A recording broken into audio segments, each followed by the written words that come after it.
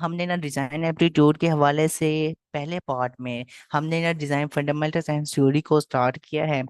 अब थ्योरी में हम देख रहे थे, फर्दर हमने तीन टॉपिक पढ़े हैं। Elements and principle of design. उसके बाद हमने गेस्टॉल्ट प्रिंसिपल्स पढ़ा है। उसके बाद बेटा हमने fundamental knowledge of ratio and proportioning system पढ़ा है। इमोशंस ऑफ एलिमेंट्स ना हमारे पास बहुत इंपॉर्टेंट टॉपिक है, उसमें से आपके 2 से 3 या 5 एमसीक्यूज भी आ सकते हैं। अच्छा बेटा, आज हमने fluency in use of design vocabulary पढ़ना है। Fluency in the use of design vocabulary, इसके वाले से बेटा हम देखते हैं कि अब वोकैबुलरी से मुराद हमारे पास वोकैबुलरी आ रही है। अच्छा बेटा, दिस लेक्चर एमी इसका जो ऑब्जेक्टिव है वो मैं आपको बता देता हूँ। This lecture aims to enhance students fluency in the vocabulary of design which is crucial for understanding, analyzing, and applying design principles and practices effectively. Fluency in design vocabulary is an essential part of the design aptitude and is vital for any student looking to succeed in design related tests, including competitive exam. अब के बेटा next के test में ना जितनी भी मैंने आपको प्रिंसिपल्स पढ़ाई हैं पहले 2 लेक्चर में, और वो प्रिंसिपल्स मोस्ट इम्पोर्टेंट है। अब हम उसको उन्हीं प्रिंसिपल्स को जरा रिवाइज करेंगे। अब हम डिजाइन वोकैबुलरी को देख लेते हैं। इसमें ना बेटा इस set of terms and concepts that are essential for discussing and analyzing design. बेटा जो मैंने आपको प्रिंसिपल्स पढ़ाए थे, फिर मैंने इमोशंस आपको पढ़ाए थे। अब वो सारे जो है ना आपके कंसेप्ट को बिल्ड कर रहे होते हैं, क्योंकि जब एक आर्ट आर्ट और आप डिजाइन बना रहे होते हैं तो आपके माइंड में जो है ना कंसेप्ट होते हैं। कौन से आपके प्रिंसिपल्स जो आपको मैंने पढ़ाए थे, वैल्यू आपका आ जाता है जिसमें कलर कंट्रास्ट आ जाता है, ये तमाम प्रिंसिपल आपके माइंड में होते हैं। उसके हिसाब से जो है ना बेटा वो आप डिजाइन बना रहे होते हैं। उन्हीं सब को प्रिंसिपल्स को उन्होंने नाम वोकैबुलरी कह दिया है। ठीक है, समझ लगा? इसमें आपके सारे प्रीवियस कंसेप्ट भी रिपीट होंगे। उसके बाद बेटा it helps in formatting a common language for designers, enabling clear communication about design ideas, principles, and process. Mastering design vocabulary is crucial not only for academic success but also professional growth. अच्छा बेटा, यहाँ तक clear हुआ है? Chat box में reply कर।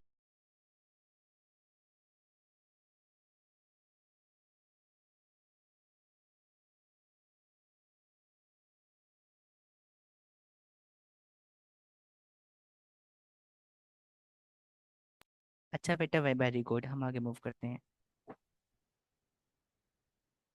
आगे हमारे पास आ जाते हैं एलिमेंट्स ऑफ डिजाइन वोकैबुलरी।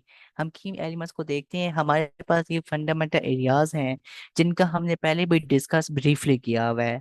अब बैलेंस में आपको मैंने बताया था कि आपकी जो पिक्चर है ना वो बैलेंस होनी चाहिए, उसमें नेगेटिव और पॉजिटिव जो आपकी एरियाज होती हैं वो आपके इक्वलाइज होने चाहिए। अगर पॉजिटिव एरियाज आपके ज़्यादा भी हो जाएं और नेगेटिव एरियाज आपके कम भी हो जाएं, तो फिर भी आपका जो डिज़ाइन और आर्ट आपका प्रोफेशनल लगता है। अब आपके जो पॉजिटिव एरियाज कौन से होते हैं? जिसमें आपका जो प्रोडक्ट बनाया होता है, आर्ट बनाया होता है, पूरे पेज में आपका ना वो तकरीबन आपके जो है ना आपके इक्वलाइज हो रहे होते हैं पॉजिटिव और नेगेटिव आपके डिजाइन। आपके जो है पॉजिटिव पार्ट आपका वो होगा जिसमें आपके प्रोडक्ट होगी डिजाइन आपके पेज के ऊपर, और नेगेटिव पार्ट वो होगा जितनी भी आपके खाली स्पेसेस होंगी। अच्छा बेटा, बैलेंस हमारे पास यह आ जाता है कि the distribution of visual weight within a composition, it can be symmetric, asymmetric और रेडियल। हमने सिमेट्रिक का पढ़ा था, जिसमें हमारे पास जो है ना हमारे पास इसमें जो positive negative negative parts equalize होते हैं। एसिमेट्रिक में बेटा इसमें हमने ये पढ़ा था कि इसमें हमने मैंने आपको बताया था ना कि ए का साइज, एक बॉल बनाई थी छोटी जिसका साइज 10 था, फिर दूसरे का साइज भी 10 था, फिर एक का साइज 20 था। एक बहुत बड़ी बॉल मैंने बनाई थी जिसमें हमारे पास उसका साइज 40 था। तो वो अगर हमको सम करें, तीन स्मॉल जो बॉल्स थी उनका वेट बनता 40, और जो एक बहुत ह्यूज में हमने बॉल बनाया था वो उसका साइज 40 था। तो इस तरह से हम जो है ना साइज को भी इक्वलाइज कर रहे होते हैं डिजाइन और आर्ट के अंदर, उसको अपने डिजाइन को प्रोफेशनल बनाने के लिए। इसी तरह से आप बेटा अगर कोई बिल्डिंग बना रहे हैं, बिल्डिंग का स्केचिंग कर रहे हैं, तो उसमें बेटा जो कमरे कमरे होते हैं ना आपके, जितने भी रूम्स होते हैं, उनका जो साइज होता है वो बना रहे थे वो इक्वल बना रहे होते हैं। इस तरह से हमारे पास बैलेंस में आ जाएगा। और कंट्रास्ट में बेटा हमारे पास ये अपने याद रखना है कि इसमें जो हमारे पास लाइट होती है वो हमारे पास, इसमें जो डार्क लाइट भी होती है एक, यानी कि इसमें लाइट आपकी जो है ना वो लाइट भी होती है और डार्क भी होती है। तो ये ना बड़ा कंट्रास्ट शो करा होता है। एक आपने याद रखें कंट्रास्ट में मेन पॉइंट कि इसमें ना हर एक पार्ट दूसरे पार्ट से डिफरेंट होता है। अच्छा बेटा, यहाँ तक किसी स्टूडेंट्स को कोई इशू तो नहीं?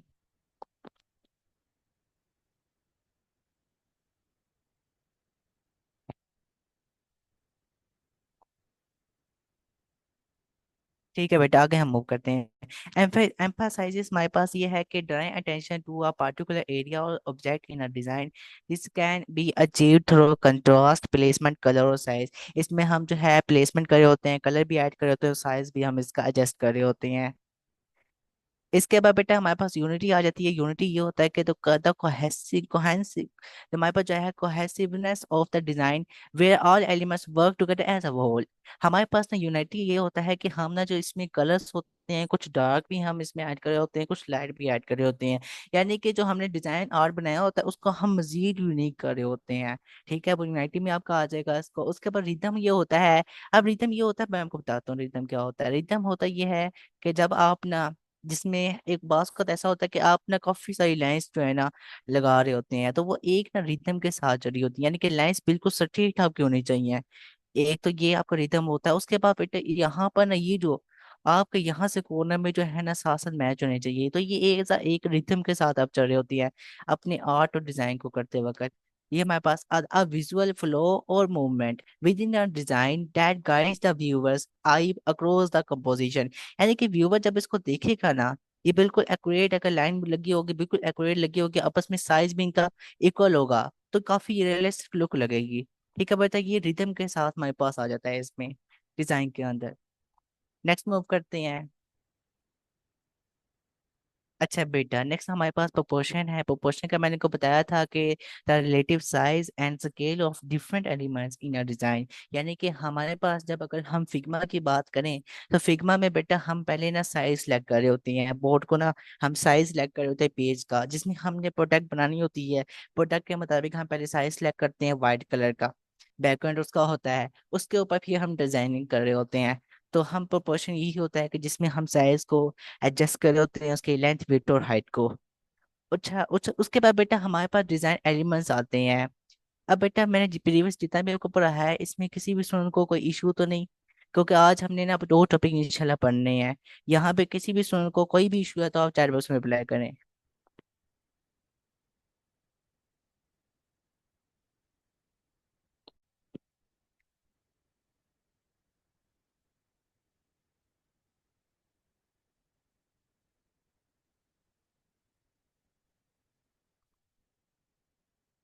ठीक है बेटा, नेक्स्ट मूव करते हैं। अब हमने ना पहले एलिमेंट्स भी पढ़े थे। एलिमेंट्स हमारे पास डिफरेंट किस्म के होते हैं, जिसमें हमारे पास पहला लाइन आ जाता है। लाइन का मैंने आपको बताया था कि दो डॉट होते हैं हमारे पास। दो डॉट होते हैं, दो डॉट को मिला के हम जो है ना एक लाइन जो है ना हम खींचते हैं। ये हमारे पास एक अब क्या बन की लाइन बन गई है। उसके बाद बेटा मैंने आपको शेप का बताया था। शेप क्या होता है कि हमारे पास एक पॉइंट से हमने स्टार्ट किया, ये अब यानी कि ये हमारे पास ना ये एक हमारे पास क्या है पॉइंट है।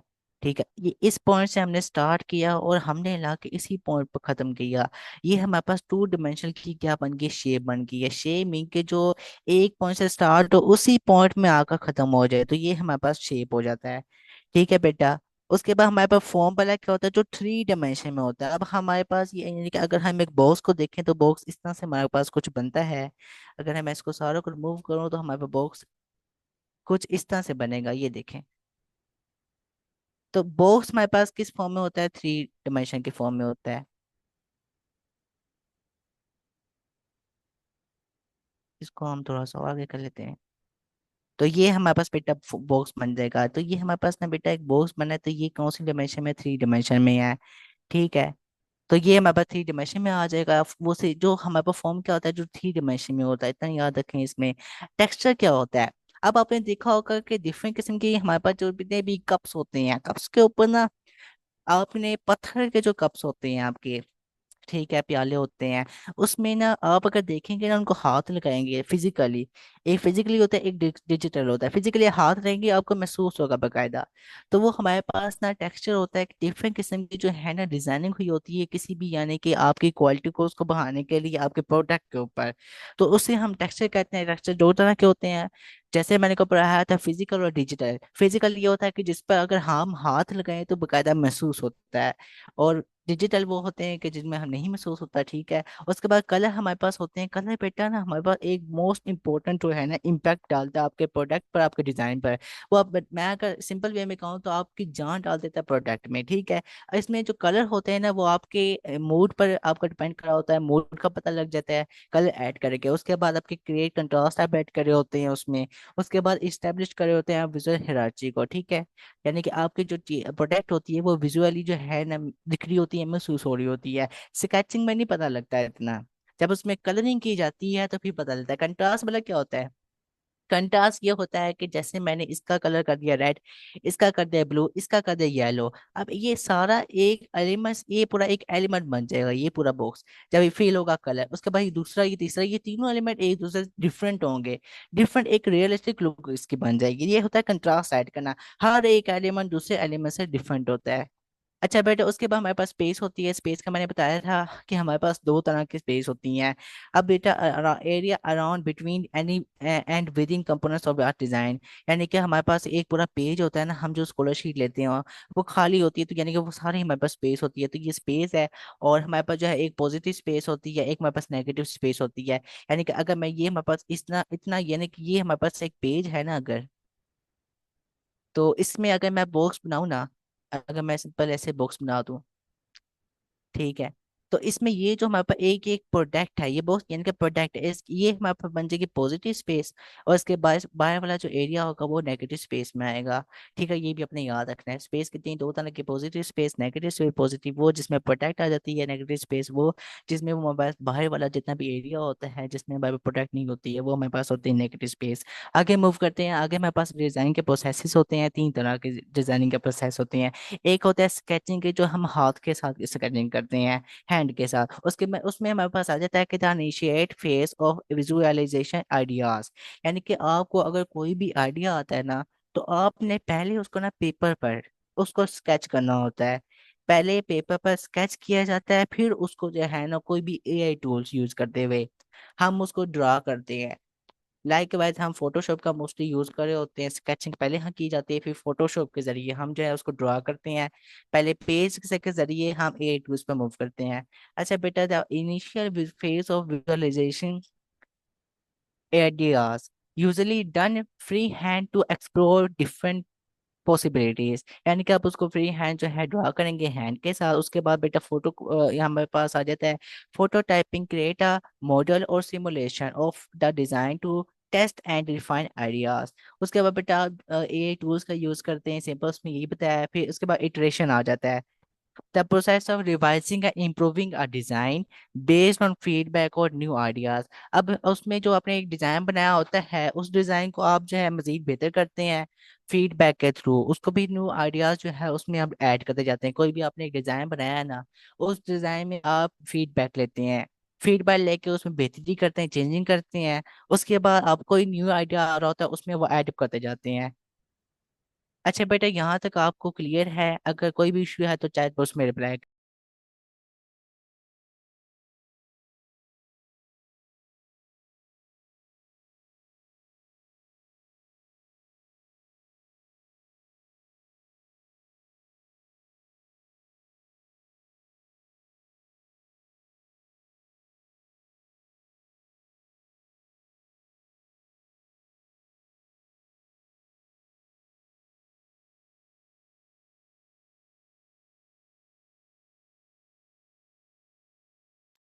बेटा इटरेशन वाला क्या होता है कि, यानी कि आपको मैं मिसाल के तौर पर समझाता हूँ कि अगर आपने कोई भी आर्ट को, अगर आप डिजाइन को देखें ना, तो ये हमारे पास एक कंप्लीट ना पेज है, ठीक है। एक कंप्लीट पेज है। एक आपने यहाँ पर प्रोडक्ट बना दिया है, एक यहाँ पर आपने प्रोडक्ट बनाई हुई है, एक यहाँ पर प्रोडक्ट बनाई हुई है, एक इधर प्रोडक्ट बनाई है, एक इधर, यानी कि आपने काफी सारी जो है ना प्रोडक्ट पेज में बनाई होती हैं। तो वो हमारे पास इटरेशन में आ रहा होता है कि एक काम आप बराबर कर रहे हैं, यानी कि प्रोडक्ट बनाई जा रहे हैं एक पेज में, फिर वो जब बनते कर निकलती है ना जो चीज बाहर, वो हमारे पास आर्ट और डिजाइन में आ रही होती है। अब हमारे पास इटरेशन ये है कि the process of revising and improving a design, यानी कि एक प्रोडक्ट नहीं बनाई आपने, आपने काफी सारे प्रोडक्ट्स बनाए हैं।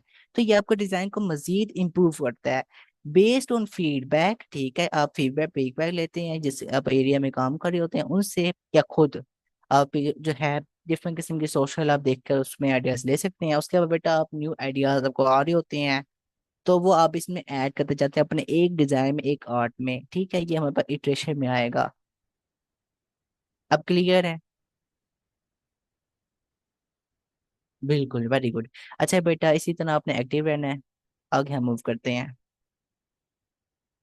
अच्छा बेटा, फ्रीलांसी हमारे पास ये होता है कि इसमें हमारे पास जो है एक तो डेवलपमेंट के लिए डिजाइन का, ठीक है, वोकैबुलरी यानी कि डिफरेंट प्रिंसिपल्स और एलिमेंट्स का यूज करते हुए उसने आपको ना बकायदा आइडिया दे दिया है कि वोकैबुलरी से क्या मुराद है। ठीक है, वोकैबुलरी से मुराद ये है कि प्रिंसिपल और एलिमेंट्स, और हमारे पे प्रिंसिपल्स और जितने भी आपको मैंने एलिमेंट्स बताए हैं वो सारे आपके माइंड में होने चाहिए।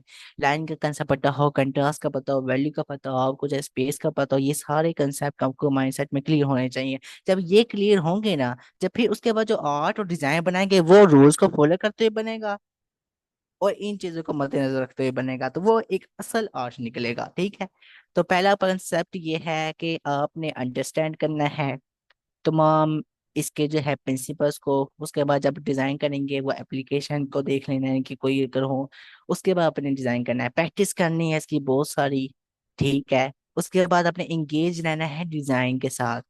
ठीक है, डिजाइनिंग के साथ इंगेज रहेंगे, एक डिजाइन बनाया, दो बनाए, तीन आर्ट बनाए, चार आर्ट बनाए, तो वो बनाते बनाते आपका डिजाइन बहुत ज्यादा ये रियलिस्टिक लुक उसकी बन जाती है और काफी ज्यादा इंप्रूव हो जाता है।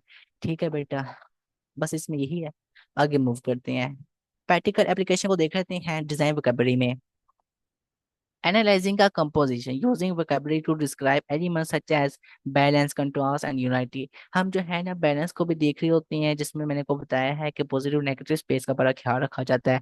कंट्रास्ट को देखते हैं कि हर एक एलिमेंट दूसरे एलिमेंट से डिफरेंट होना चाहिए। यूनिटी ये होता है कि इसमें कलरिंग वगैरह हम जो है मजीद ऐड करते हैं, इसको यूनिक बनाने के लिए हम कर रहे होते हैं। कोई खाली स्पेस हो, हम उसको भरना चाहें, यानी कि वो सही ना लगे, अच्छा ना लगे, उसको मजीद बेहतर करना चाहिए हम यूनिटी के थ्रू। यूनिटी में हमारे पास ये आता है मजीद यूनिकनेस करने के लिए। उसके बाद describing a photo copy phototype, discussing the form, material and function of a prototype using the correct terminology. अब जो हमारे पास फॉर्म होती है ना, जैसे मैं अगर बॉक्स का आपको बताऊँ ना, तो आप जो बॉक्स बनाते रहे हैं, अगर उसको देखा जाए तो वो कुछ इस तरह का था। ठीक है, तमाम स्टूडेंट्स ने ये बॉक्स लाजमी बनाया होगा। ये इस तरह का था, इस तरह से आप बनाते थे, ऐसे ही है ना। असल में क्या है, ये वाकई बॉक्स है। अगर आप बॉक्स को देखें ना तो वो कुछ हमारे पास ना इस तरह का नहीं होता। अगर मैं बनाऊं ना तो कुछ इस तरह का हमारे पास बॉक्स होता है। ये ये असल बॉक्स है। अब वो यही कहना चाह रही है, रॉन्ग है, ये नहीं होता। वो यही कहना चाह रहा है कि आपने जो करेक्ट इसकी टर्मिनोलॉजी होगी ना फॉर्म बनाने की, वो अपने ना यूज करनी है। अगर हम उसमें फॉर्म के अंदर एक इसकी मिसाल है इसके बॉक्स की, हम बॉक्स को देखें तो क्या ये वाला बॉक्स वाकई करेक्ट? नहीं, ये वाला बॉक्स करेक्ट है। अगर मैं इसको मजीद यहाँ पर बनाऊं, डिस्क्राइब करूं, तो यहाँ पर कुछ इस तरह का इसकी लुक बन जाएगी। बॉक्स काफी यानी कि उनके साइजेस होते हैं। एक चीज आपने याद रखनी है, कोई भी चीज बन रही है ना, तो वो एक बॉक्स के अंदर रहते हुए बनेगी। जितनी भी अगर आप चेयर को देखते हैं, उसमें बॉक्स का आपको कोई ना कोई इम्पैक्ट नजर आ रहा होगा। आपको इस मेज को देख लें, कुर्सी को देख लें, उसमें वो एक बॉक्स में ही आपको चीज मिल रही होगी। कोई भी चीज बनती है वो एक बॉक्स से ही होते हुए फॉर्म में कन्वर्ट होती है। फॉर्म यानी कि बॉक्स में कन्वर्ट होती है, उसी में वेरिएशन हो रही होती है, उसी के जरिए एक आपकी प्रोडक्ट और आर्ट बन रहे होते हैं, कोई भी चीज बने। ठीक है, ये आपने हमेशा याद रखना है। नेक्स्ट मूव करते हैं, प्रैक्टिस एमसीक्यूज हैं। हमारा पहला टॉपिक कंप्लीट हो गया है, ये आपने खुद करने साथ सोल्यूशन आपको दिया गया है। इसमें कोई भी इश्यू होगा तो नेक्स्ट लेक्चर में आपसे मैं पूछूंगा, आपने मुझे बताना है, लेकिन ये आपने सारे कर लेने प्रैक्टिस एमसीक्यूज हैं।